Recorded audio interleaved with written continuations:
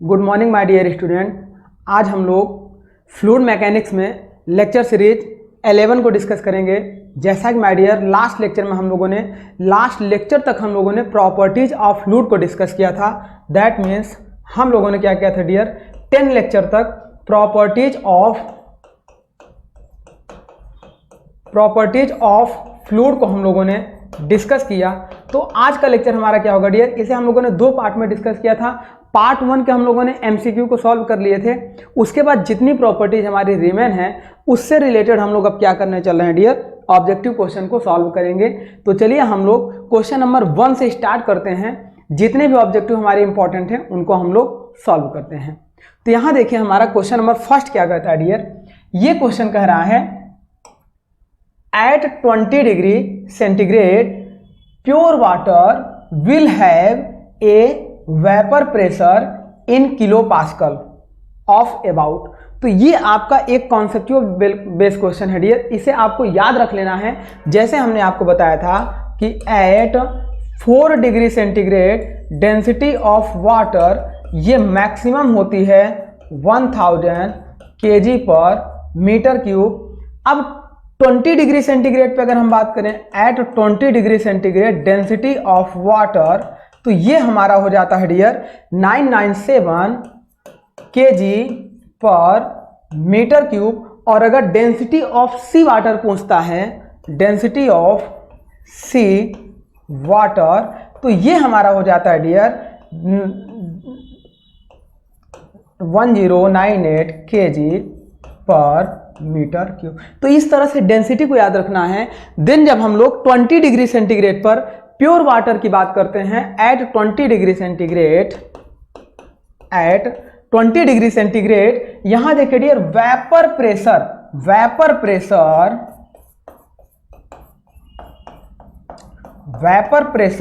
Of pure water ये हमारा होता है डियर 2.34 किलो पास्कल के अप्रॉक्स होता है। सिमिलर अगर हम इसको एट 100 डिग्री सेंटीग्रेड देखें, at 100 degree centigrade vapour pressure of pure water at sea level,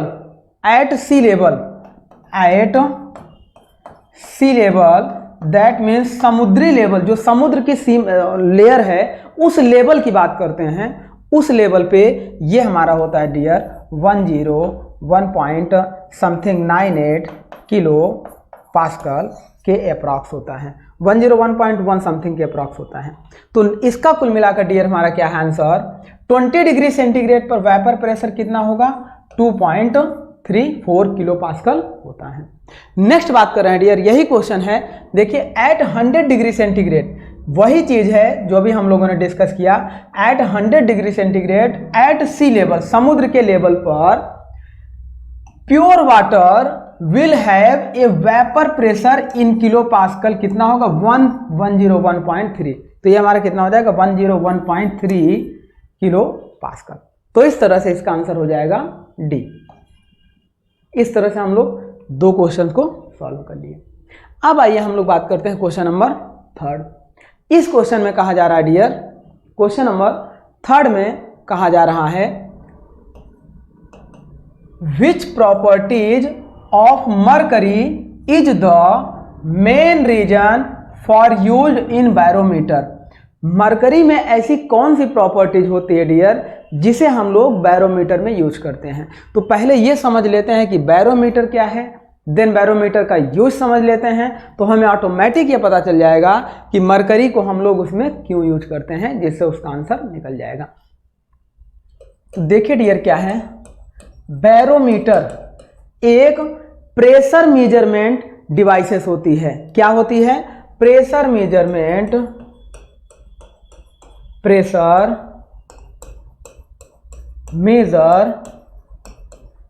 device होती है। अब प्रेशर मेजरमेंट डिवाइस होती है तो हम ये जानते हैं डियर कि प्रेशर हमारे पास, ये जो प्रेशर होते हैं, ये प्रेशर हमारे पास कितने टाइप के होते हैं।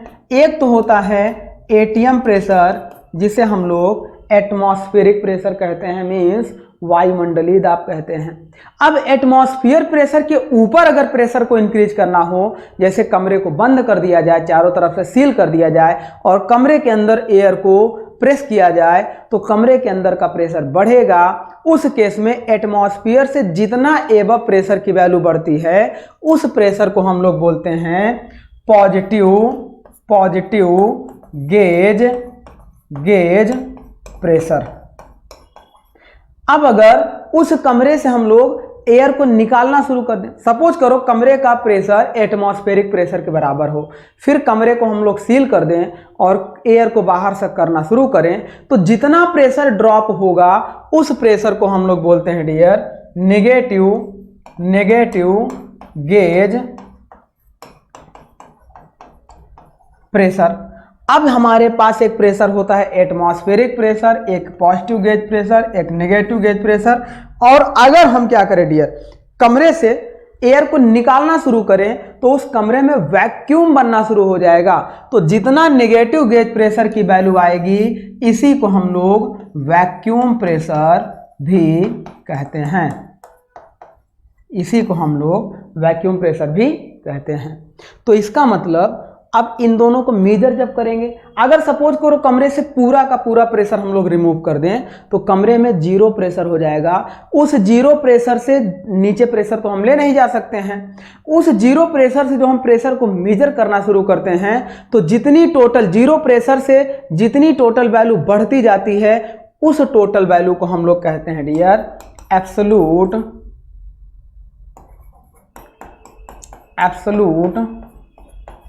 प्रेशर।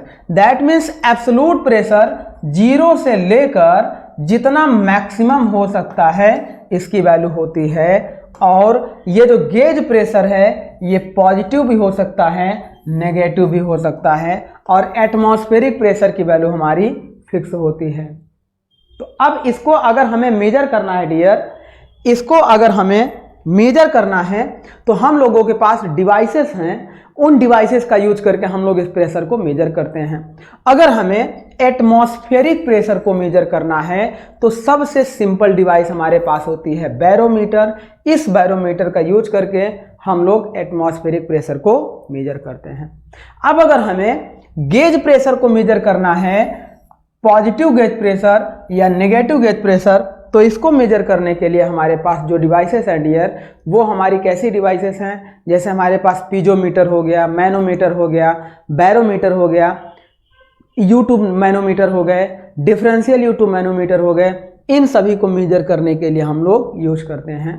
तो ये हमारे होते हैं मैनोमीटर। कुछ मैकेनिकल गेज भी हम लोग यूज करते हैं। तो ये हमारे हो गए प्रेशर मेजरमेंट डिवाइसेस। अब इसमें ये जो बैरोमीटर है डियर, ये जो बैरोमीटर के माध्यम से अगर हम प्रेशर को मेजर करते हैं, तो सपोज करिए कि एक चैम्बर का कुछ प्रेशर हो। इस चैम्बर का प्रेशर मेजर करने के लिए एक हम लोगों ने इस तरीके का ट्यूब ले लिया और इस ट्यूब में एक अलग डेंसिटी का लिक्विड भर दिया। अब ये क्या होगा, यदि कमरे का प्रेशर ज़्यादा होगा तो ये लिक्विड को प्रेस करेगा तो इसकी हाइट बढ़ेगी, और अगर इसका प्रेशर कम होगा तो इसकी हाइट डाउन होगी। तो ये जो अलग टाइप का लिक्विड होगा डियर, इसी अलग टाइप के लिक्विड को हम लोग बोलते हैं मैनोमेट्रिक फ्लूइड। इसी अलग टाइप के लिक्विड को हम लोग बोलते हैं मैनोमेट्रिक फ्लूइड। और इस मैनोमेट्रिक फ्लूइड की प्रॉपर्टीज ऐसी होनी चाहिए डियर कि अगर ये प्रेशर अप्लाई करे तो अगर ये कम डेंसिटी का होगा तो बहुत तेजी से राइज करेगा और ये क्या करेगा, इस ट्यूब से बाहर निकलना शुरू करेगा। तो इसका मतलब ये जो मैनोमेट्रिक फ्लूइड है इसकी डेंसिटी कैसी होनी चाहिए डियर, हाई होनी चाहिए। अगर बहुत ज़्यादा हाई डेंसिटी हो गई तो भी हमारे लिए हार्मफुल है।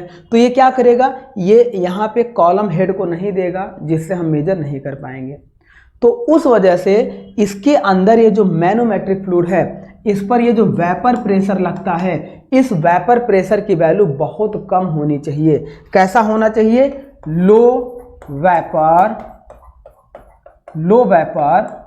प्रेशर होना चाहिए मैनोमेट्रिक फ्लूइड का।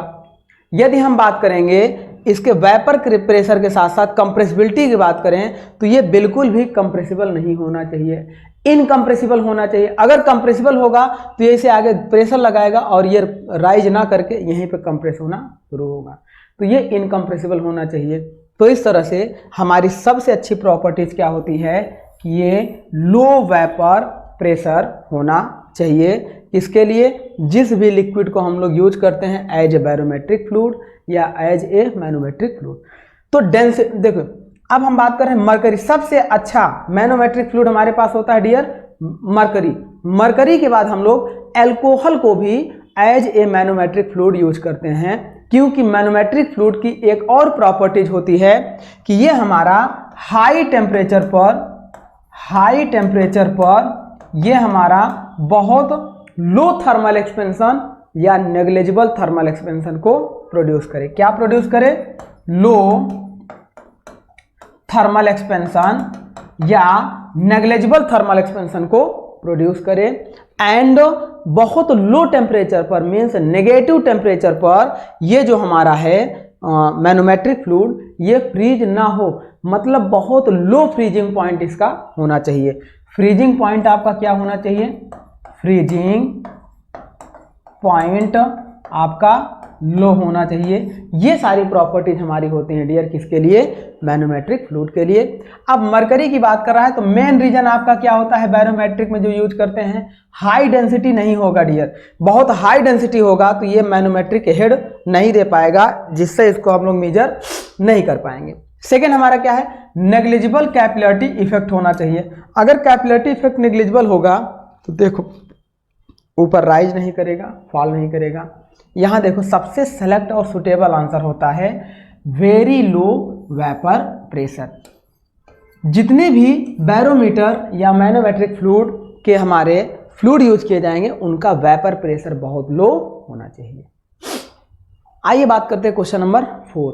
क्वेश्चन नंबर 4 भी सेम उसी टाइप का है dear. Mercury is considered as a superior barometric fluid. Mercury को हम लोग एक सुपीरियर बैरोमीटर फ्लूइड के रूप में कंसीडर करते हैं या एक सुपीरियर मैनोमेट्रिक फ्लूइड के रूप में कंसीडर करते हैं, क्योंकि due to its option a है dear negligible small vapour pressure. बहुत कम वेपर प्रेशर हो मीन्स नेग्लिजिबल हो या बहुत स्मॉल वेपर प्रेशर हो, तो यही ऑप्शन हमारा क्या होता है डियर? सही होता है।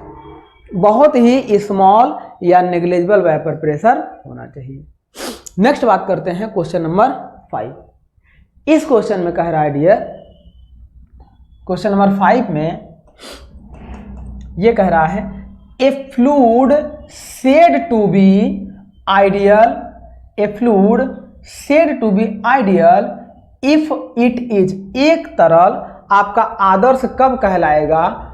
आइडियल फ्लूइड कब कहलाएगा? तो आइडियल फ्लूइड की प्रॉपर्टीज है डियर इनकम्प्रेसिबल होना चाहिए।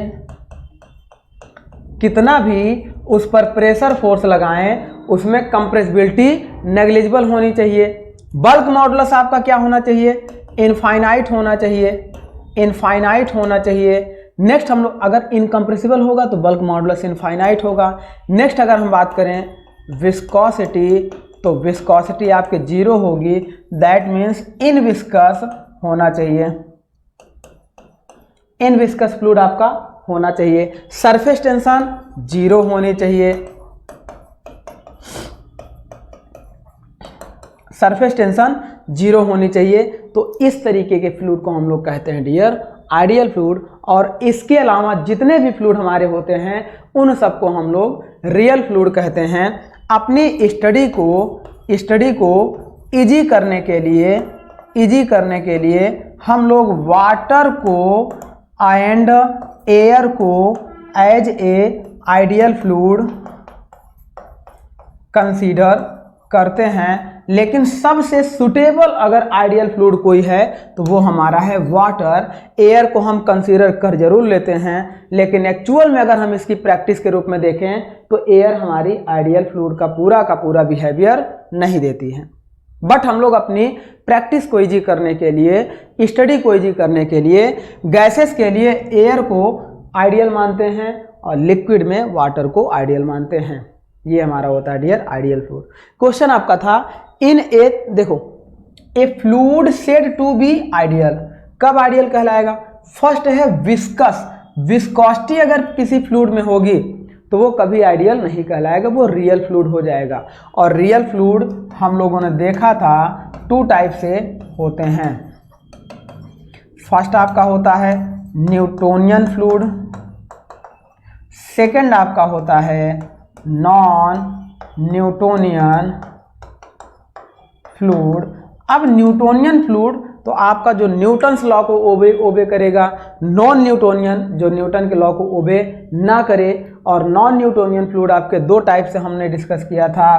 फर्स्ट हमने बताया था जिसकी विस्कोसिटी टाइम पर डिपेंड हो उसे कहते हैं टाइम डिपेंडेंट फ्लूइड, और जिसकी विस्कोसिटी टाइम पर डिपेंड ना हो उसे कहते हैं time independent fluid. Time independent fluid. Time independent fluid में हमारे क्या होते हैं डियर? थिक्सोट्रॉपिक फ्लूइड होते हैं और रियोपैक्टिक फ्लूइड होते हैं। और टाइम डिपेंडेंट फ्लूइड में हमारे dilatant fluid, pseudoplastic fluid, Bingham plastic fluid and Newtonian fluid होते हैं। सॉरी, मतलब थिक्सोट्रॉपिक फ्लूइड हमारे इसमें होंगे, रियोपैक्टिक टाइम इंडिपेंडेंट में होंगे, डाइलेटेंट स्यूडोप्लास्टिक और बिंघम प्लास्टिक फ्लूइड आपके इसमें टाइम डिपेंडेंट में होंगे। अब यहाँ पे देखिए क्वेश्चन था फ्लूइड आपका आइडियल कब कहलाएगा? फर्स्ट विस्कस, जहां विस्कस हुआ वहां पे फ्लूइड रियल हो जाएगा। सेकंड है इन विस्कस, इन विस्कस तो फ्लूइड हमारा होगा, मतलब ये पॉइंट सही है। एंड इनकम्प्रेसिबल, ये भी पॉइंट हमारा सही है। कोई भी फ्लूइड हमारा आइडियल तभी कहलाएगा जब उसकी विस्कोसिटी 0 हो, मतलब इन विस्कस हो, और कंप्रेसिबिलिटी 0 हो, मतलब इनकम्प्रेसिबल हो। मीन्स यहाँ पे देखो इनकम्प्रेसिबल हो और कैसा हो? इनविस्कस हो। तो बी ऑप्शन हमारा करेक्ट हो जाएगा। सी ऑप्शन हमारा इनकरेक्ट है क्योंकि ये इनविस्कस तो होगा लेकिन ये कंप्रेसिबल नहीं होगा, विस्कस नहीं होगा। तो इस तरह से इसको हम लोग सॉल्व कर लेंगे। अब आइए बात करते हैं क्वेश्चन नंबर 6। इस क्वेश्चन में डियर कह रहा है a fluid in which resistance to deformation is dependent of the shear stress is known as. अब यहां पे देखिए डियर, ये कह रहा है कि एक फ्लूइड आपका, ऐसे देखिए, a fluid in which resistance to deformation, ऐसे देखिए, जब हम लोग इस ग्राफ की स्टडी करते हैं तो ये ग्राफ हमारा क्या होता है? आइडियल फ्लूइड के लिए होता है। इस आइडियल फ्लूइड पर नो रेजिस्टेंस होगा, कोई भी रेजिस्टेंस नहीं मिलेगा, नो रेजिस्टेंस इन डिफॉर्मेशन। अगर फ्लूइड में हम थोड़ा सा भी शियर फोर्स लगा दिए तो कॉन्टिन्यूअस डिफॉर्मेशन होता रहेगा। ऐसे फ्लूइड को हम लोग आइडियल फ्लूइड कहते हैं। और इस एक्सिस में हमारे होते हैं आइडियल सॉलिड।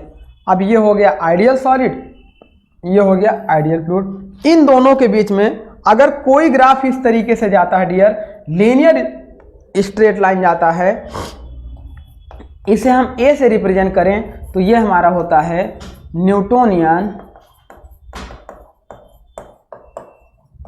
फ्लूइड।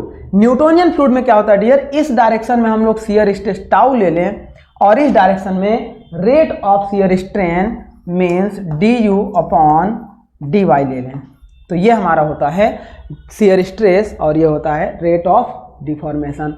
अब यहाँ जो शियर स्ट्रेस ले रहे हैं हम इनिशियल शियर स्ट्रेस टाउ 0 ले लें, देन इसके बाद शियर स्ट्रेस टाउ को कंसीडर करेंगे।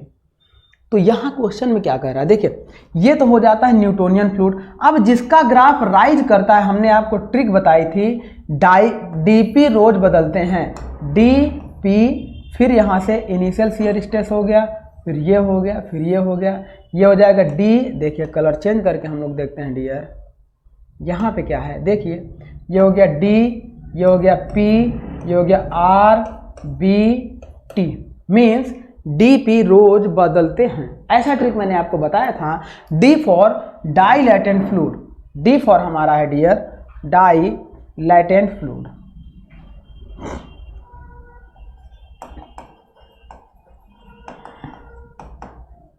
डाइलेटेंट फ्लूइड, और P है स्यूडो प्लास्टिक फ्लूइड, R है रियोपैक्टिक फ्लूइड, और B है बिंघम प्लास्टिक फ्लूइड, और T आपका होता है डियर थिक्सोट्रॉपिक फ्लूइड। तो इस तरह से हम लोग इनका ग्राफ वाइज इसको लर्न कर सकते हैं। अब क्वेश्चन यहाँ पे है, देखो जब ग्राफ राइज करता है तो इसमें जो एक फार्मूला हम लोग पढ़ते हैं, tau is equal to tau zero plus mu d u upon d y की पावर में एन आपका होता है डियर फ्लूइडिटी इंडेक्स, और जब ग्राफ राइज करता है तो n की वैल्यू ग्रेटर देन 1 होती है। यहाँ पे भी ग्राफ राइज कर रहा है तो n की वैल्यू ग्रेटर देन 1 हो गई, और यहाँ ग्राफ डिक्रीज कर रहा है तो n लेस देन 1, यहाँ पे भी ग्राफ डिक्रीज करता है तो n लेस देन 1, और जहाँ पे ग्राफ आपके कांस्टेंट जाते हैं वहाँ पर n की वैल्यू कितनी होती है डियर 1 होती है, यहाँ पर भी n की वैल्यू 1 होती है।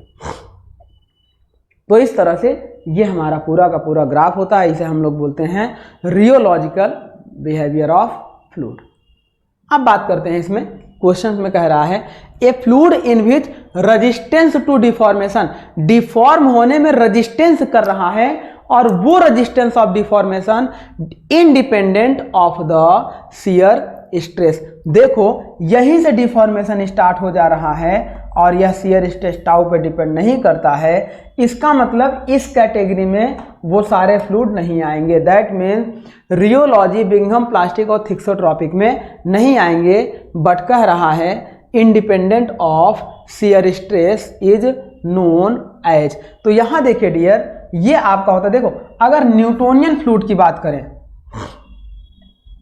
न्यूटोनियन फ्लूइड की बात करें तो shear stress is directly proportional to rate of shear strain होता है, तो ये न्यूटोनियन फ्लूइड नहीं होगा, यहाँ पे रेजिस्टेंस इंडिपेंडेंट है। देन अब हम बात करते हैं डियर बिंघम प्लास्टिक फ्लूइड। तो बिंघम प्लास्टिक फ्लूइड आपका ये है, यहाँ इनिशियल शियर स्ट्रेस टाउ भी जा रहा है, तो ये भी आपका क्या है, ये भी आपका क्या है, आपका फ्लूइड नहीं होगा, क्योंकि इस पे भी इनिशियल शियर स्ट्रेस जनरेट हो रहा है।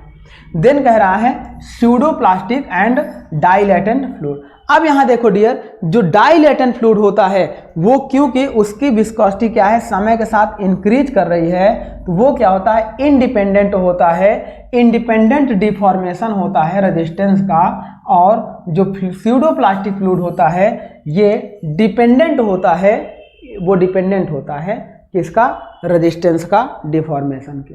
तो इस तरह से यहाँ इंडिपेंडेंट की बात किया है, तो दैट मीन्स ऑप्शन हो जाएगा डाइलेटेंट फ्लूइड, मतलब सी ऑप्शन करेक्ट हो जाएगा। नेक्स्ट बात करते हैं क्वेश्चन नंबर 7। इस क्वेश्चन में कह रहा है the stress strain relation of the Newtonian fluid is. तो न्यूटोनियन फ्लूइड हमारा क्या है डियर, ये इस तरीके से जाता है, एवरी पॉइंट पे आप कहीं पे भी देखें तो ग्राफ म्यू की वैल्यू कांस्टेंट होगी, ये होता है tau is equal to mu d u upon d y, इसी को बोलते हैं न्यूटोनियन फ्लूइड।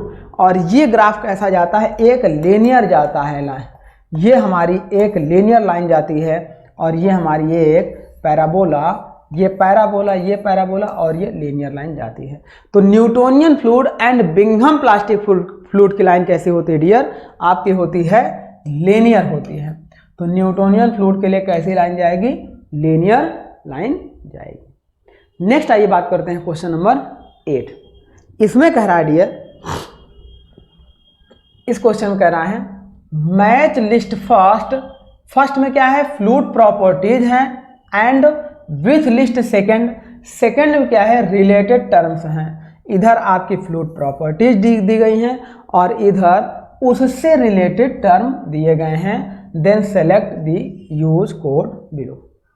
अब हम ये जानते हैं डियर, सबसे पहले अगर हम बात करें कैपिलरी मतलब केशिका, तो किसी भी स्मॉल डायमीटर की ट्यूब को यदि हम स्मॉल डायमीटर की ट्यूब को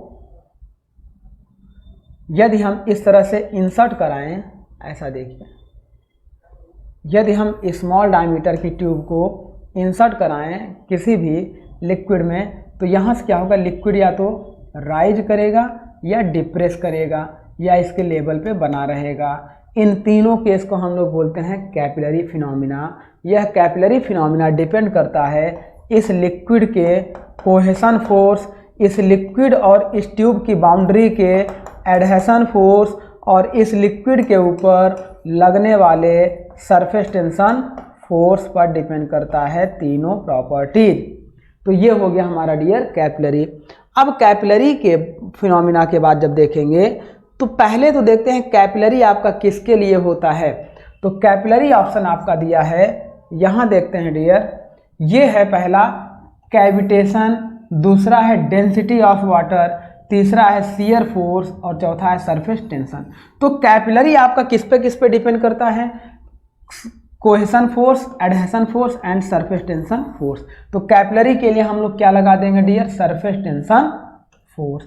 दैट मीन्स हमारा पी का ऑप्शन हो जाएगा 4। नेक्स्ट बात करते हैं वेपर प्रेशर। तो हम ये जानते हैं डियर कि वेपर प्रेशर आपका क्या होता है, जब किसी ट्यूब के अंदर कोई लिक्विड आपका फ्लो करता है इस तरीके से,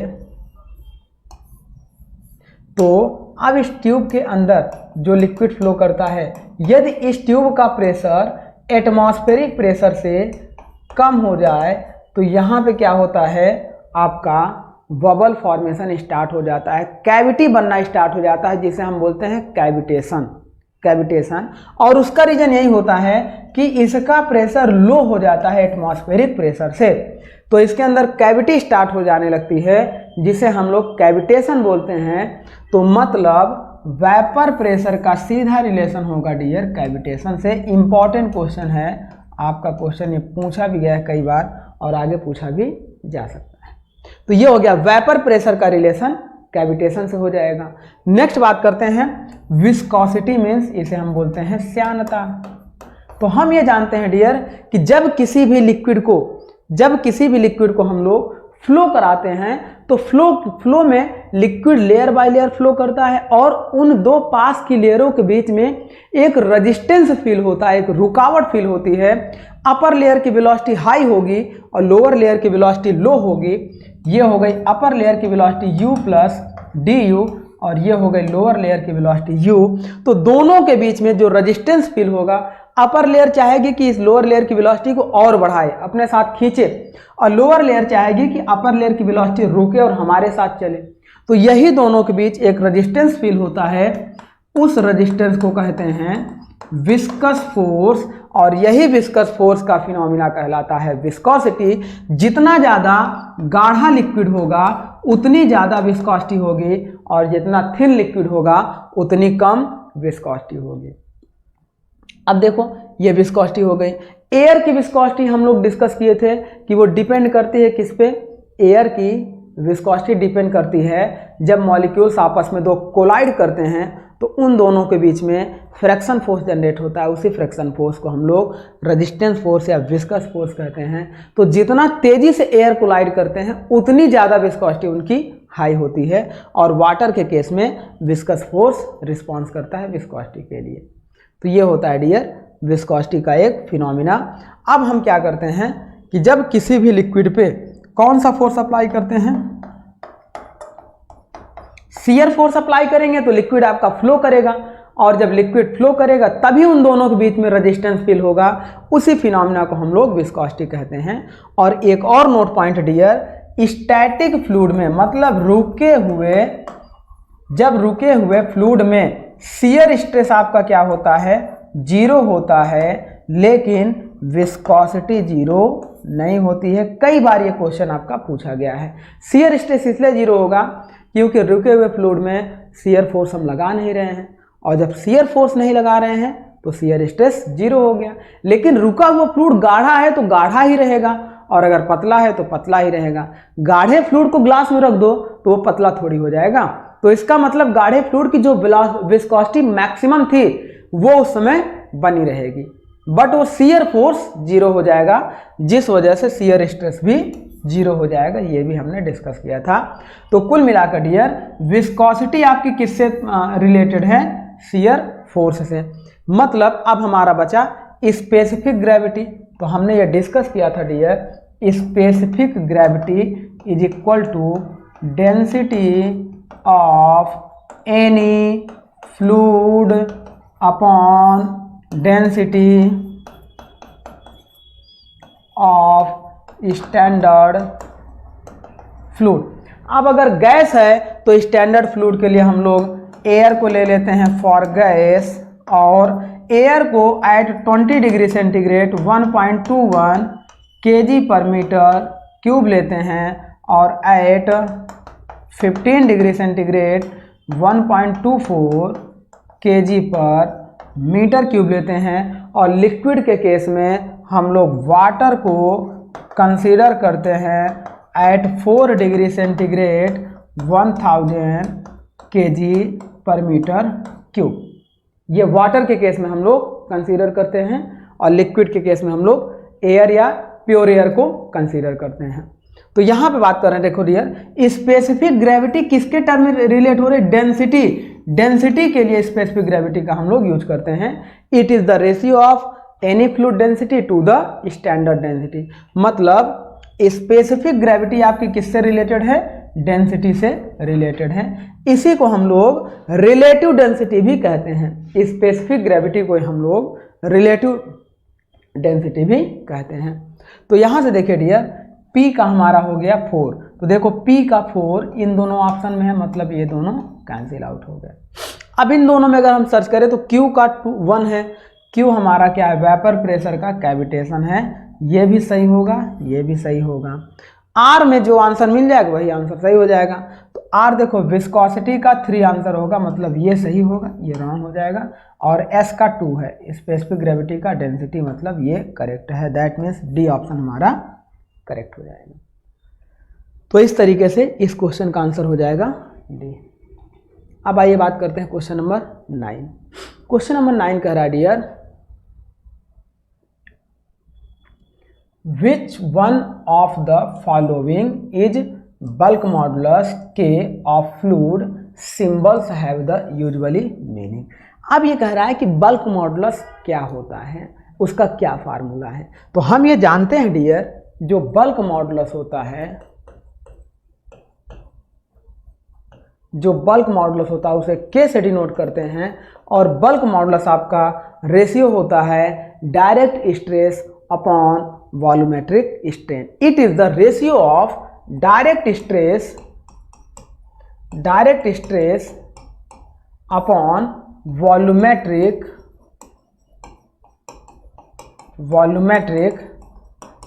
स्ट्रेन। अब हम ये डायरेक्ट स्ट्रेस को बल्क स्ट्रेस भी बोलते हैं डियर, कहीं कहीं आपका बल्क स्ट्रेस के नाम से आ जाएगा। तो K is equal to bulk stress upon bulk strain, ये भी आपका आ सकता है। यदि किसी लिक्विड पे हम लोग एक्सटर्नल प्रेशर P लगा रहे हैं तो उस प्रेशर की वजह, या स्मॉल प्रेशर DP लगा रहे हैं, तो उस स्मॉल प्रेशर की वजह से जो उसमें स्ट्रेस जनरेट होगा, जो उसमें डायरेक्ट स्ट्रेस जनरेट होगा, वो भी किसके बराबर में होगा? DP के बराबर में होगा। अब यदि उसमें वॉल्यूमेट्रिक स्ट्रेन का मतलब होता है dear, change in volume means DV upon original volume. ये होता है change in volume upon original volume. चूंकि हम बल्क मॉडुलस में कंप्रेसिव फोर्स लगा रहे हैं, तो वहाँ पे क्या होता है, एक्चुअल में देखा जाए तो इसको हम V ऊपर कर दें, ये हो जाता है V DP upon DV। Actual का तो ये हमारा आ जाता है V DP अपॉन DV में, मीन्स ये हमारा हो जाता है, ये हमारा हो जाएगा। अब ये सिग्मा के फॉर्म में हम लोग इसे डिनोट कर रहे हैं। तो सिग्मा के रो डेंसिटी के फॉर्म में जब हम लोग इसे डिनोट करते हैं तो ये हम लोगों का फार्मूला आता है रो DP अपॉन डी रो। जब हम लोग इसे डेंसिटी के फॉर्म में डिनोट करते हैं तो ये हमारा आता है rho DP upon d rho. That means ये हमारा ऑप्शन करेक्ट हो जाता है। इसको हम लोग क्या करते हैं डियर, हम लोग ये जानते हैं density is equal to mass upon volume. तो mass is equal to density into volume हम लोग देख लेते हैं। चूँकि हम लोग मास को अगर हम लोग कांस्टेंट कर देते हैं तो यहाँ से हम लोग क्या करते हैं डियर, इन दोनों मास को कांस्टेंट कर देंगे तो ये हमारा हो जाता है rho V is equal to constant. अब हम एग्जैक्ट डिफरेंशियल जब करते हैं तो हमारा एक बार रो के सापेक्ष और एक बार वी के सापेक्ष, तो ये हो जाता है rho into d V plus V into d rho is equal to constant. अब इसको हम लोग रो इंटू डी वी इधर रखते हैं, इसको हम लोग कर देते हैं तो minus v into d rho, then जब हमारा ये क्या होता है डी वी अपॉन वी कर लेते हैं। देखो इस फार्मूले से ये डी वी अपॉन वी, जब हम कंप्रेसिव लोड लगाते हैं तो कंप्रेसिव लोड की वजह से वॉल्यूम आपका श्रिंक होता है, तो change in volume is equal to होता है final volume minus initial volume. और फाइनल वॉल्यूम कम हो गया और माइनस इनिशियल वॉल्यूम ज़्यादा है तो उसी से इसकी वैल्यू आती है नेगेटिव में, ये होता है minus d v upon v. अब यहाँ से देखिए डियर, हम इसको कर दें डी वी अपॉन वी को इधर कर दें, ये हो जाएगा minus d rho upon rho. अब हम माइनस में मल्टीप्लाई कर दें तो minus d v upon v is equal to हो जाएगा डी रो अपॉन रो। अब ये डी रो अपॉन रो हमारा आ गया। देन इसकी वैल्यू जब हम लोग पुट करते हैं डियर किसमें, इस फार्मूले में, देखो minus d v upon v is equal to d rho upon rho कर देंगे तो बल्क मॉडुलस के is equal to d P upon, देखो dp अपनी जगह रहेगा, इस टोटल वैल्यू की जगह इसको रख देंगे तो ये हो जाएगा minus d v upon v की जगह हो जाएगा डी रो अपॉन रो। अब ये रो का मल्टीप्लाइड ऊपर हो जाएगा तो बल्क मॉडुलस के इज इक्वल टू हो जाएगा rho d P upon d rho. तो ये हो जाएगा हमारा डियर, ऐसे हो जाएगा बल्क मॉडुलस के is equal to rho d P upon d rho. तो हमारा आंसर हो जाएगा rho d P upon d rho. इस तरह से ऑप्शन ए हमारा करेक्ट हो जाएगा। नेक्स्ट बात करते हैं डियर क्वेश्चन नंबर 10। इस क्वेश्चन में देखते हैं क्या कह रहा है। ये क्वेश्चन आपका कह रहा है मैच लिस्ट फर्स्ट में क्या है, टाइप्स ऑफ फ्लूइड दिया गया है। ये जो लिस्ट हमारी है डियर, ये इधर आपका टाइप्स ऑफ फ्लूइड दिया गया है क्योंकि पी क्यू आर ऐसा इस तरीके से है। देन सेकेंड लिस्ट में आपका दिया गया है वेरिएशन ऑफ शियर स्ट्रेस, उस फ्लूइड में शियर स्ट्रेस का वेरिएशन दिया गया है। And select the correct answer using the code given below the list. हमें क्या करना है, सिलेक्ट करना है इसके आंसर को।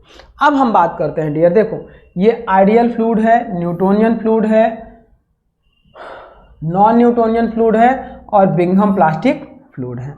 तो इसके लिए हम लोगों को क्या करना है डियर, करेक्ट आंसर को सेलेक्ट करना है। ये है आपका fluid behaves like as a solid, मतलब हमें न्यूटोनियन और नॉन न्यूटोनियन के बीच में ग्राफ प्लॉट करना है।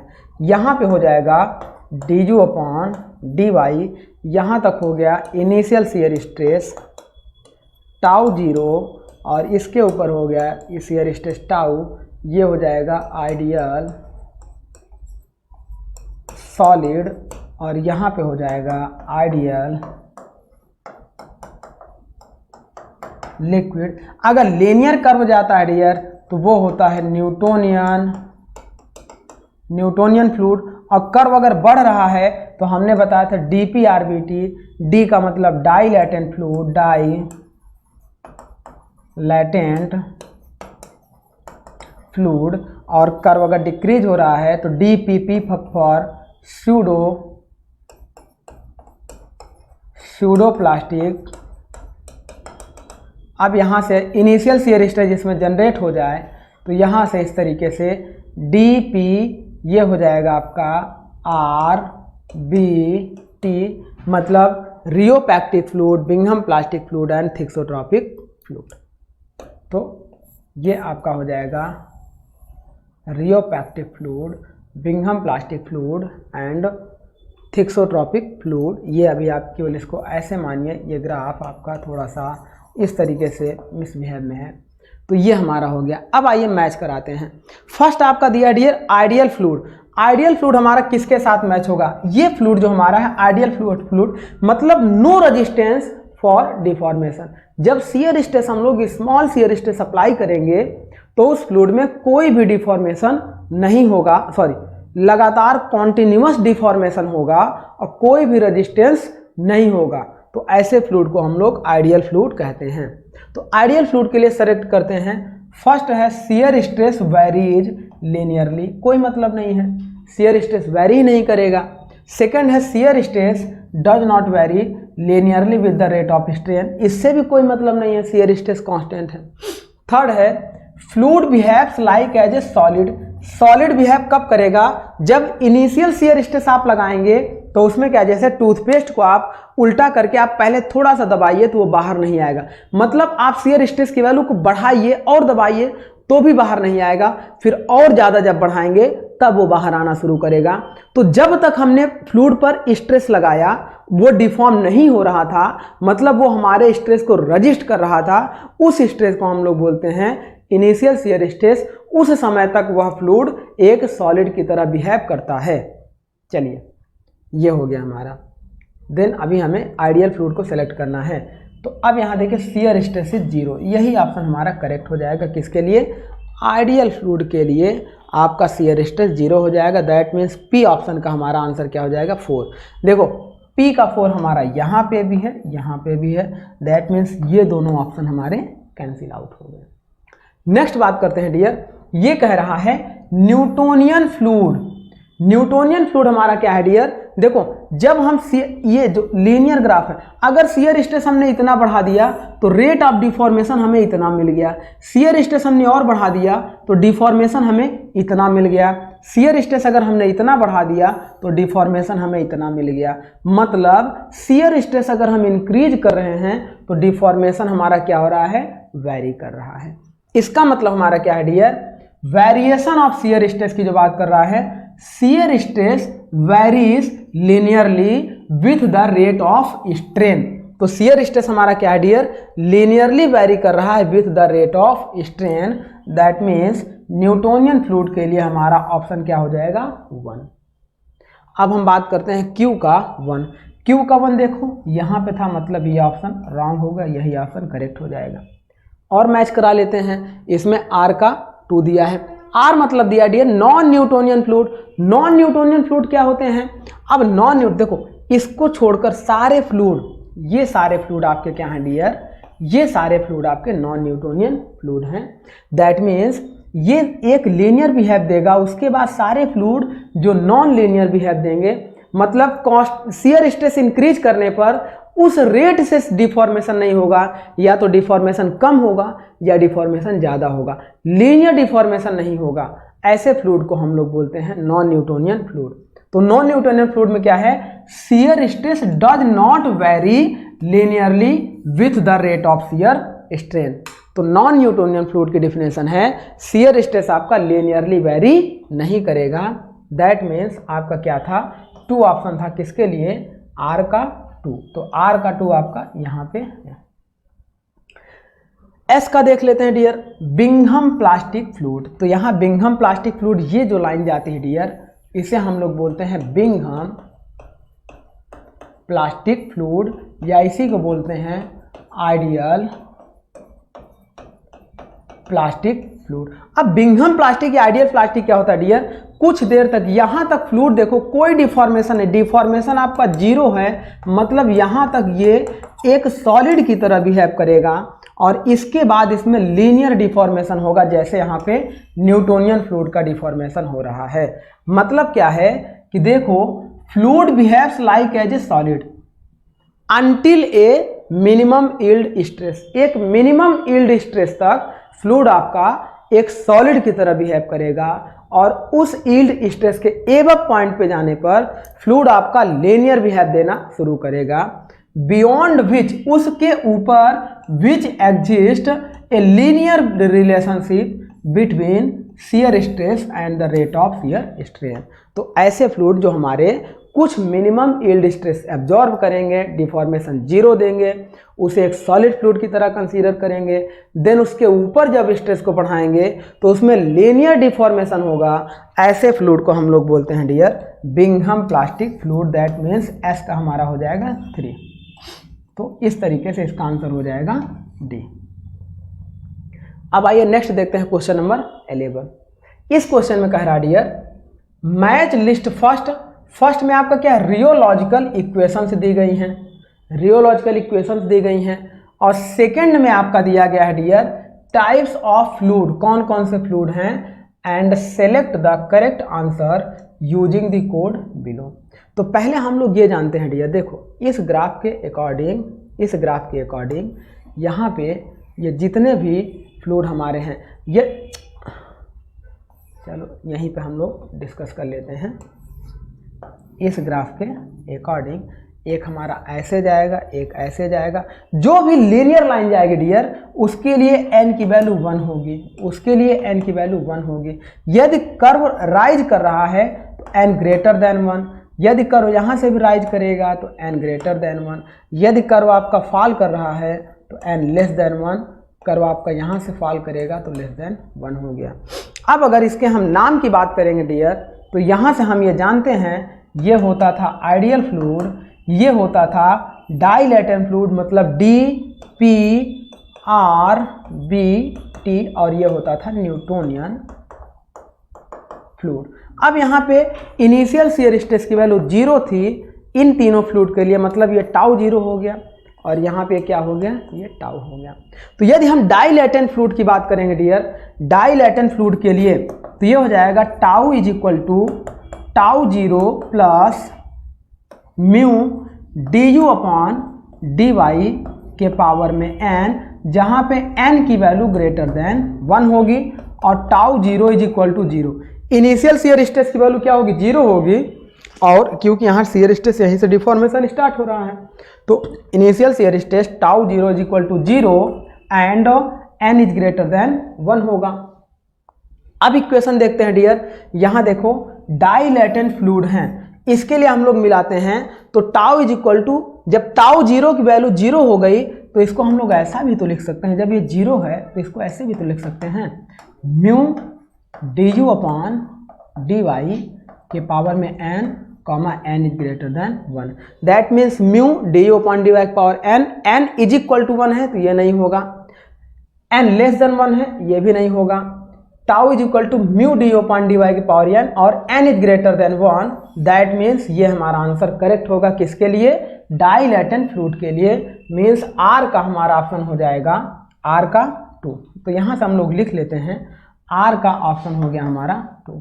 चलिए नेक्स्ट हम लोग देख लेते हैं डियर बिंघम प्लास्टिक फ्लूइड के लिए। तो बिंघम प्लास्टिक फ्लूइड, ये जो प्लास्टिक फ्लूइड, ये फ्लूइड जो हमारा जाता है इसे बोलते हैं बिंघम प्लास्टिक फ्लूइड। इसमें इनिशियल शियर स्ट्रेस की वैल्यू लग रही है, मतलब tau is equal to tau 0 plus mu du upon dy के पावर n। यहाँ tau 0 does not equal to 0, 0 नहीं हो रहा, कुछ ना कुछ इनिशियल शियर स्ट्रेस की वैल्यू लग रही है, एंड n देखो स्ट्रेट लाइन जा रही, मतलब n इज इक्वल टू 1। तो यहाँ देखते हैं टाउ 0 आपका इसमें नहीं है। अब टाउ 0 आपका इसमें नहीं है तो इसमें देखो ये भी क्वेश्चन आपका नहीं होगा, इसमें भी टाउ 0 नहीं है। यहाँ देखते हैं टाउ 0 इसमें है, तो ये है shear stress tau is equal to tau 0 plus mu du upon dy की power n, and n is equal to 1, क्योंकि स्ट्रेट लाइन जा रहा है। तो यही ऑप्शन हमारा हो जाएगा डियर किसके लिए, बिंघम प्लास्टिक फ्लूइड के लिए। दैट मीन्स 1 हमारा किसके साथ सिलेक्ट होगा, S के साथ, मतलब S का ऑप्शन हो जाएगा 1। आइए नेक्स्ट देख लेते हैं न्यूटोनियन फ्लूइड। तो न्यूटोनियन फ्लूइड का क्या है डियर, ये स्ट्रेट लाइन जाती है, इसके लिए ऑप्शन होता है tau is equal to, tau 0 की वैल्यू 0 है तो आप डायरेक्ट इसको लिख सकते हो tau is equal to mu du upon dy के पावर में n, और n इज इक्वल टू 1 हो जाएगा क्योंकि स्ट्रेट लाइन जा रहा है।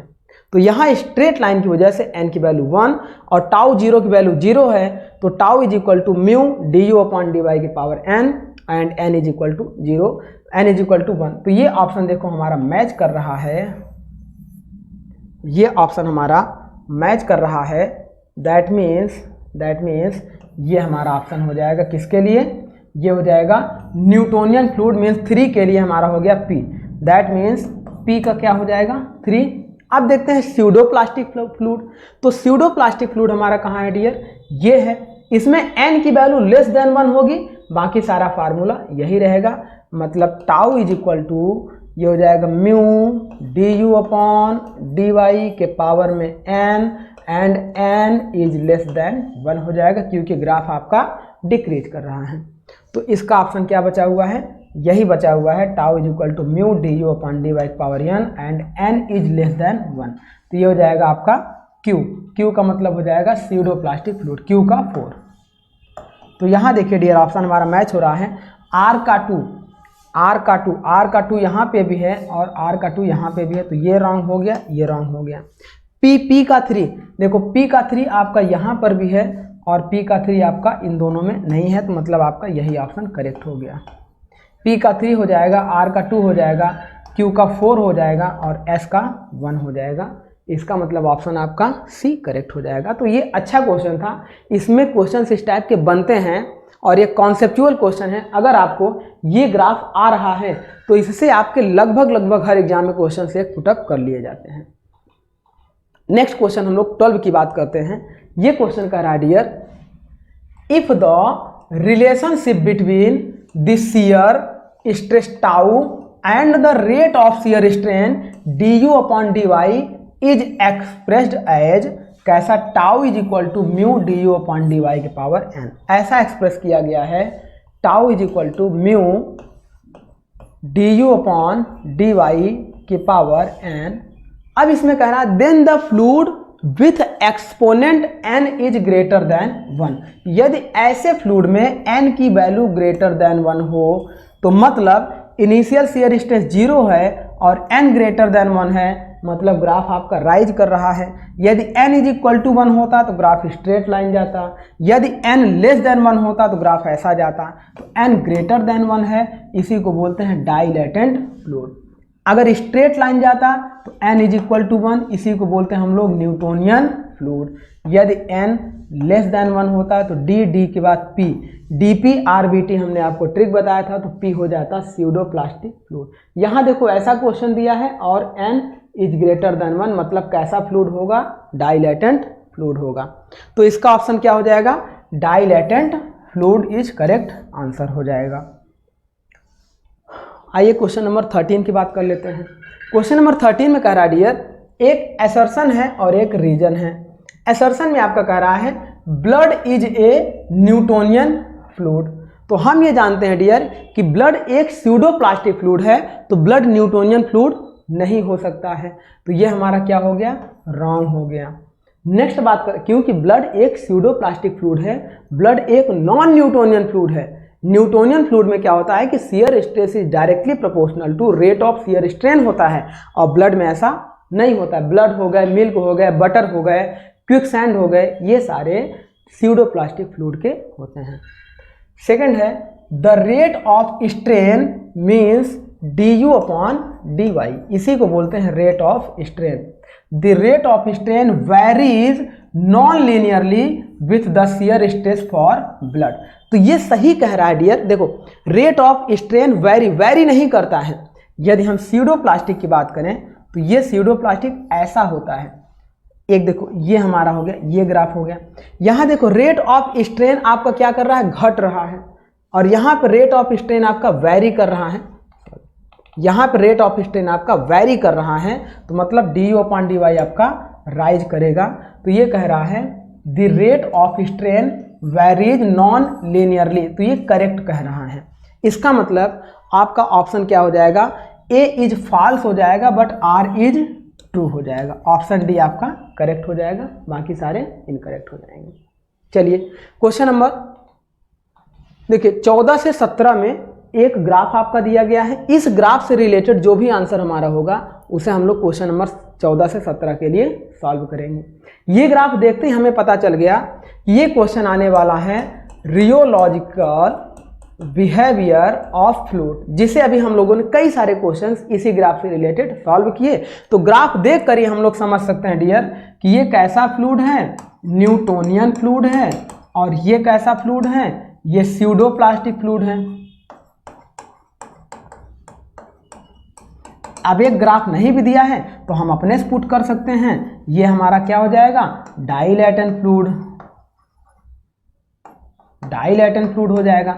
ग्राफ इंक्रीज कर रहा है तो n is greater than 1, graph decrease कर रहा है n is less than 1, graph constant जा रहा है n इज इक्वल टू 1। इसकी अगर बात करेंगे तो इसके लिए shear stress tau is equal to mu d u upon d y के पावर में एन, यही फार्मूला सब में रहेगा, बस एन की वैल्यू आपकी बदल जाएगी। तो यहाँ देखते हैं फर्स्ट में करा in figure for ideal solid the curve applicable is, तो जो इस एक्सिस पे होता है डियर, कोई शियर स्ट्रेस की वैल्यू लगाने पर डिफॉर्मेशन बिल्कुल भी नहीं मिल रहा है, ऐसे सॉलिड को आइडियल सॉलिड कहते हैं। अगर ये लाइन ऐसी हो जाती तो देखो यहाँ तक तो डिफॉर्मेशन नहीं हुआ, लेकिन इसके बाद स्ट्रेस की वैल्यू बढ़ने पर इतना डिफॉर्मेशन हो रहा है, तो इस एक्सिस पे होता रियल सॉलिड। अब इसका मतलब जो डी ग्राफ है ये हो जाएगा आइडियल सॉलिड। तो हमारा डी ग्राफ क्या हो जाएगा? आइडियल सॉलिड, मतलब डी ऑप्शन आपका करेक्ट हो जाएगा। रियल फ्लूइड की बात करते, देखो इस ग्राफ पर अगर कोई चीज जाती तो ये हो जाता आइडियल लिक्विड, और अगर इस ग्राफ को छोड़कर जितने भी ये लिक्विड हमारे जा रहे हैं डियर, वो सारे हो जाएंगे रियल लिक्विड। तो आइए अगला क्वेश्चन देख लेते हैं। नेक्स्ट क्वेश्चन है in figure for ideal fluid curve applicable is, बहुत आसान क्वेश्चन है। आइडियल फ्लूइड के लिए हमारा कौन सा कर्व होगा? ए कर्व होगा, मतलब ऑप्शन हमारा क्या हो जाएगा? ए हो जाएगा। चलिए नेक्स्ट देख लेते हैं क्वेश्चन नंबर 16। ये क्वेश्चन कह रहा है in figure for Newtonian fluid curve applicable is, इस फिगर के अकॉर्डिंग कौन सा कर्व न्यूटोनियन फ्लूइड को दिखाएगा? तो बहुत ही आसान क्वेश्चन है डियर, ये जो स्ट्रेट लाइन जा रही है यही आपका न्यूटोनियन फ्लूइड है, ये न्यूटोनियन फ्लूइड है। और जब इससे टफ क्वेश्चन हम लोगों ने सॉल्व कर रखा है तो ये तो आसान क्वेश्चन था, मतलब बी वाला ग्राफ आपका क्या होगा? न्यूटोनियन फ्लूइड होगा। दैट मीन्स बी वाला ग्राफ आपका न्यूटोनियन फ्लूइड होगा। आइए नेक्स्ट क्वेश्चन हम लोग सॉल्व करते हैं। इसी फिगर से कह रहा है in figure for non Newtonian fluid curve applicable. तो ये क्वेश्चन आपका क्या था डियर? ये वाले जो ग्राफ जा रहे हैं ये तो हमने अपने से एज्यूम कर लिया, अगर इसकी भी वैल्यू दिया होता तो ये भी नॉन न्यूटोनियन होता, ये भी नॉन न्यूटोनियन है, तो ये सी वाला आंसर हो जाएगा नॉन न्यूटोनियन। इस न्यूटोनियन को छोड़कर अगर इधर भी जितने ग्राफ आपके ड्रॉ हो रहे हैं डियर, ये भी सारे नॉन न्यूटोनियन होंगे, ये भी नॉन न्यूटोनियन, ये भी नॉन न्यूटोनियन। तो जितने हम लोग रियोलॉजिकल फ्लूइड स्टडी करते हैं वो सब नॉन न्यूटोनियन फ्लूइड होते हैं। तो इस तरह से ये हमारा नॉन न्यूटोनियन का आंसर हो जाएगा सी। और नॉन न्यूटोनियन फ्लूइड में एक और की पॉइंट आपको याद रखना है डियर, नॉन, क्योंकि क्वेश्चंस कभी कभी आ जाता है नॉन न्यूटोनियन फ्लूइड में दो तरीके के फ्लूइड होते हैं। एक की विस्कोसिटी टाइम पर डिपेंड करती है, मतलब विस्कोसिटी डिपेंड टाइम, तो ऐसे फ्लूइड को हम लोग कहते हैं डियर टाइम डिपेंडेंट फ्लूइड। ऐसे फ्लूइड को हम लोग कहते हैं टाइम डिपेंडेंट फ्लूइड। और इसका एग्जाम्पल पूछता है डियर, तो इसका एग्जाम्पल क्या है? Dilatant fluid, pseudoplastic fluid, Bingham plastic fluid. ये तीन फ्लूइड आपके एग्जाम्पल होते हैं। ये होते हैं डाइलेटेंट कॉमा स्यूडोप्लास्टिक, एग्जाम्पल आपको याद रखना है, comma Bingham plastic fluid. Bingham plastic या इसी को हम लोग बोलते हैं ideal plastic fluid. Ideal plastic fluid. तो ये सारे फ्लूइड की विस्कोसिटी टाइम पर डिपेंड करती है, इसीलिए इसे बोलते हैं टाइम डिपेंडेंट फ्लूइड। और कुछ फ्लूइड ऐसे हैं जिनकी विस्कोसिटी टाइम पर डिपेंड नहीं करती है, उसे बोलते हैं टाइम इंडिपेंडेंट फ्लूइड। और इसमें केवल दो फ्लूइड एग्जाम्पल में हैं। फर्स्ट आपका है रियोपैक्टिक फ्लूइड और सेकंड आपका है, फर्स्ट रियोपैक्टिक फ्लूइड और सेकंड आपका है थिक्सोट्रॉपिक फ्लूइड। थिक्सोट्रॉपिक में आपका क्या है? जैसे प्रिंटर की इंक हो गई, ये सारे हमारे हो गए thixotropic and rheopectic fluid, time independent fluid. तो ये था माय डियर हमारा पार्ट 1, मतलब प्रॉपर्टीज ऑफ फ्लूइड से रिलेटेड। हम लोगों ने पहले पार्ट में ऑब्जेक्टिव क्वेश्चंस किए थे 36 और सेकेंड पार्ट में हम लोगों ने 17 क्वेश्चन को सॉल्व किए। अब हम लोग क्या करेंगे डियर, नेक्स्ट लेक्चर में इसी से रिलेटेड कुछ और ऑब्जेक्टिव क्वेश्चन हमारे बचे हुए हैं, जैसे बल्क मॉडुलस से रिलेटेड है, कंप्रेसिबिलिटी पे है, वेपर प्रेशर पे है। तो इन सारी चीज़ों से रिलेटेड हमारे उसमें क्वेश्चंस हैं, उनको हम लोग नेक्स्ट लेक्चर में सॉल्व करेंगे। आई होप आपको सारे क्वेश्चंस अच्छे से समझ में आए होंगे और आप भी हमारे साथ इसको सॉल्व किए होंगे।